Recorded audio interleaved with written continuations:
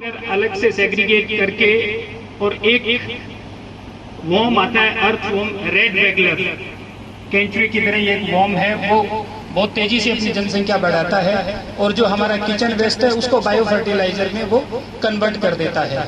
तो हम अगर एक वॉर्म फैक्ट्री नगर निगम की तरफ से एस्टेब्लिश करें तो हम उस कचरे को डिकम्पोज उसका एक तो एक तरह का एक बाई प्रोडक्ट हो जाएगा कचरे का, एनवायरमेंटल पॉइंट ऑफ व्यू से भी ज्यादा बेहतर बात होगी और साथ में एक सोर्स ऑफ इनकम है वो भी नगर निगम के लिए क्रिएट हो सकता है। और दूसरा, ग्रीनरी का बहुत बड़ा रोल है हमारे पर्यावरण को स्वच्छ करने में, क्योंकि हमारे जो पेड़ होते हैं और चाहे छोटे पादप होते हैं वे हमारी एयर को फिल्टर करते हैं, पानी को फिल्टर करते हैं। तो ये जो फिल्ट्रेशन का प्रोसेस है इसमें नेचर का ये नेचर बेस्ड सोल्यूशन है जब हम प्लांटेशन की बात करते हैं। तो इस संबंध में भी मैं आग्रह करना चाहूंगा कि छोटी छोटी नर्सरीज नगर निगम के लेवल पे अगर एस्टेब्लिश की तो इस नवाचार की तरफ अगर बढ़ा जाए तो हम हमारे शहर का जो आबो हवा है उसको और ज्यादा बेहतर और ठीक करने में अपना योगदान दे सकते हैं। अंतिम बात मैं ODF के संबंध में करना चाहूंगा। शायद 2014 में बीकानेर को जो है खुले में शौच मुक्त जिला घोषित कर दिया गया था, किंतु उसके बावजूद अगर उसको एक एड ऑन अगर वैल्यू एडिशन और हो जाए तो मेरे ख्याल में हम एक और चीज जैसे A होता है उसमें A+ हो जाएगा। तो समय की सीमा को ध्यान में रखते हुए एक बार फिर से मैं आप सबका शुक्रगुजार हूँ और विशेष तौर पे इस बात के लिए मैं सराहना करना चाहूँगा हमारे शहर की आबो हवा को बेहतर करने के लिए आपने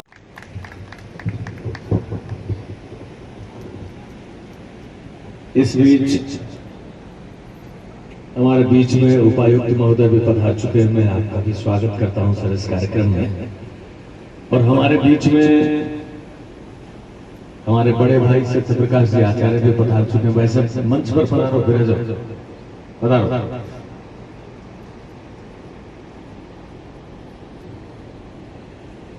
बेहतर काम कर पा रहा है, इसके दो बहुत बड़े कारण हैं। मैडम का स्वागत करता हूँ, आयुक्त महोदय, सत्यप्रकाश जी, ज्ञानी साहब और मेरे सामने बैठे हुए इस नगर के सारे प्रतिनिधि।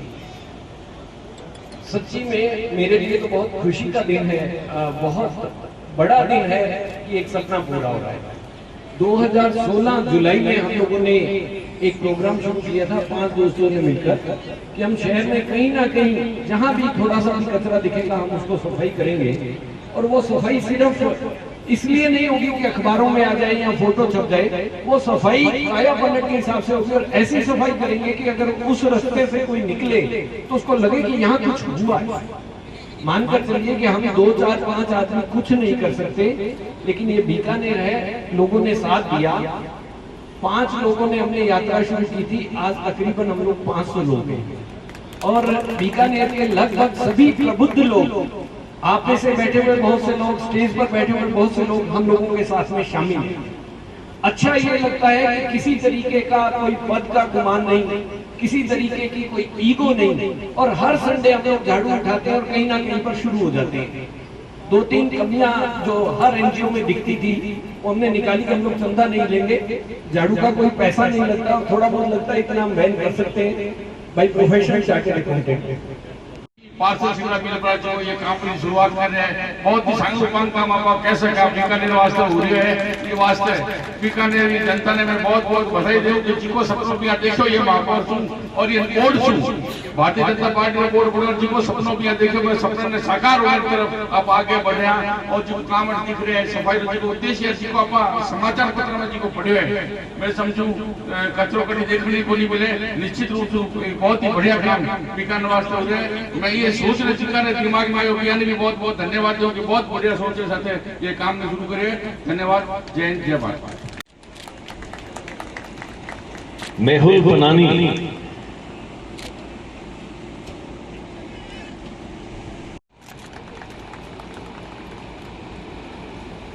पारसमल बनानी, आप भी जोरदार तालियां बजाइए। ये वो टीम है जो आपके शहर की नब्ज को टटोलती है सदैव, दिन रात, सुबह से शाम तक।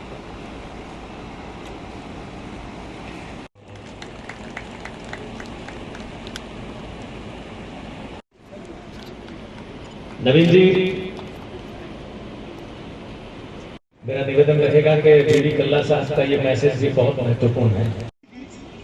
हमारे पास 60 ऑटो टिपर थे, 80 वार्ड थे और उन 60 ऑटो टिपर से उन 80 वार्डों में हम अच्छे से काम नहीं कर पा रहे थे, जिसकी वजह से शहर में आप लोगों को भी एहसास होता होगा कि कचरा जगह जगह फैला हुआ है।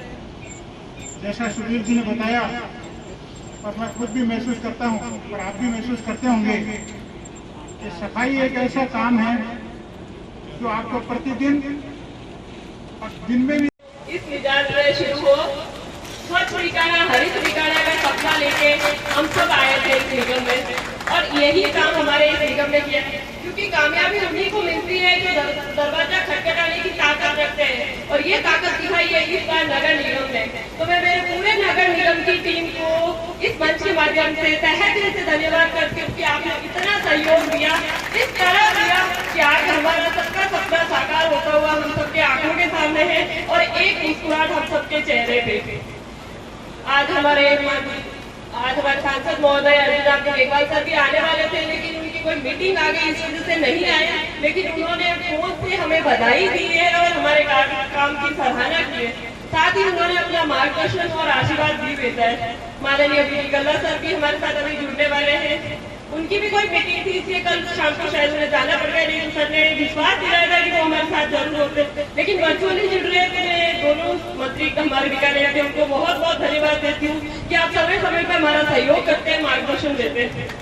मंच पर विचार हमारे सत्य प्रकाश जी आचार्य सर, सुधीर जी शर्मा जो सफाई का सपना हमारी तरह देखते हैं और मेहनत भी करते हैं और इनकी मेहनत की तरह हमारी मेहनत भी रंग लाएगी। हमारे श्याम सुंदर ज्ञानी जी, मैं आपको विश्वास दिलाती हूँ कि जो 3 सुझाव आपने दिए हैं उन पर हम जल्द नगर निगम की ओर से अमल किया जाएगा और जो सपना आप देखते हैं वही सपना हमारा भी है। तो आने वाले समय में हमारे बीकानेर हमारे सबके सपनों का शहर होगा। और साथ ही इस मंच के माध्यम से मैं धन्यवाद करती हूँ हमारे आयुक्त महोदय गौरी जी का, जिनके नगर निगम में आते ही विकास ने गति पकड़ी। सर आपका बहुत बहुत धन्यवाद कि आप हमें इस तरह सहयोग करते हैं, हमारे हर एक पार्षद को तवज्जो देते हैं और उनकी समस्याओं को सुनते हैं। तो सर बहुत बहुत धन्यवाद। साथ में पंकज जी, हमारे डीसी जी का भी बहुत बहुत धन्यवाद। और सामने बैठे मेरे सभी कंधे से कंधा मिलाकर चलने वाले साथी भाई बहन पार्षदगण, आप सब समय समय पे एडवाइस भी देते हैं और एक स्नेह भाव भी रखते हैं। तो आप सबका भी बहुत बहुत धन्यवाद, क्योंकि अकेला इंसान कुछ भी नहीं करेगी, एक मन सुंदर मन बात नहीं करेगा। तो आज जो निगम परिवार पहल करने जा रहा है, जितने भी हमारे स्वच्छता सैनिक दिन रात लगे हुए हैं, लेकिन फिर भी मुझे या आपको कहीं न कहीं वो कमी खलती है कि हमारा शहर बीकानेर इतना स्वच्छ क्यों नहीं है। आज सुबह जैसे ही न्यूज़पेपर बोला, शायद आप सबके मन में ये सवाल होगा कि स्मार्ट सिटी में हमारा बीकानेर क्यों नहीं है। मुझे भी दुख हुआ कि हमारे बीकानेर का नाम नहीं है। तो उस तक ले जाने के लिए मुझे निश्चित कर पाएंगे कि क्या बीकानेर के घर घर से कचरा उड़ रहा है या नहीं। इन चीजों का भी बहुत ध्यान रखना। सबसे बड़ी बात है, जब भी हम न्यूज़पेपर में फोटो देखते हैं हमारे बीकानेर के, तो वो संडे के बाद मंडे की फोटो होती है, वो इतनी दर्दनाक होती है कि हम भी सोचते हैं कि क्या हम ढंग से काम कर पा रहे हैं या नहीं। क्योंकि संडे की छुट्टी होने के बाद मंडे को वो हर एक पूरा बीकानेर का मार्केट एरिया हो चाहे कुछ भी हो, बहुत गंदा होता है। इस बार में हमें शर्तें रखी है कि साल के 365 दिन काम होगा, एक ही दिन छुट्टी नहीं होगी।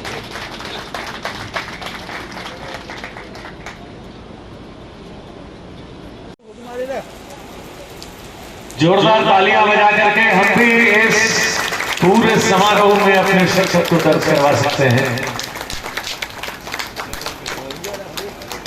जीपीआरएस लगे वाहन, कहां से कचरा उठाया, कहां डाला, कितना भार हुआ, हर चीज मॉनिटर होगी। आधुनिक तकनीक का उपयोग करते हुए बीकानेर को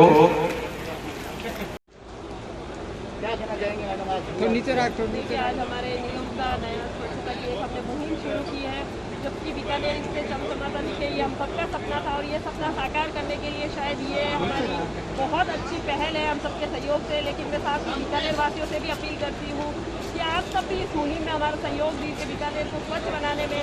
ये जो टैक्सियाँ है दिन रात आपके लिए काम करेगी, साल के 365 दिन काम करेगी, तो आप अपना सहयोग इनको जरूर दीजिएगा। तो बीकानेर हमारा स्वच्छ बीकानेर का जो सपना है वो जल्द साकार होगा। मैडम एक जगह बात आई थी कि बीकानेर घर में लिए जाएंगे, देखिए, मैं आप सबको है ना सुनिश्चित करना चाहती हूँ कि अभी जो आवासीय क्षेत्र है वहाँ से कोई भी यूजर चार्ज नहीं लिया जाएगा और सिर्फ व्यावसायिक प्रतिष्ठानों से जहाँ से निगम पहले से ले रहा है यूजर चार्ज, वहीं से यूजर चार्ज दिया जाएगा।